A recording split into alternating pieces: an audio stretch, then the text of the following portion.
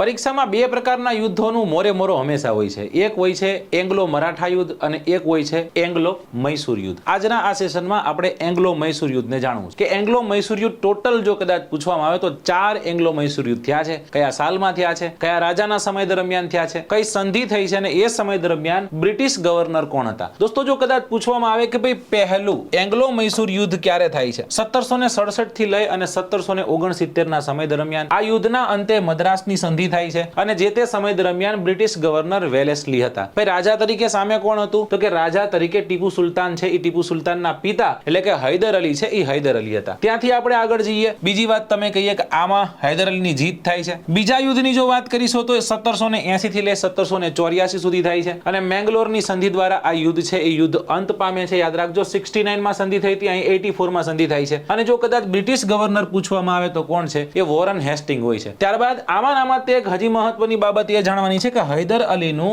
આ યુદ્ધ દરમિયાન અવસાન થાય છે, બરાબર. અને ટીપુ સુલતાન છે, એ ટીપુ સુલતાન રાજા બને છે. ક્યારે અવસાન થાય છે?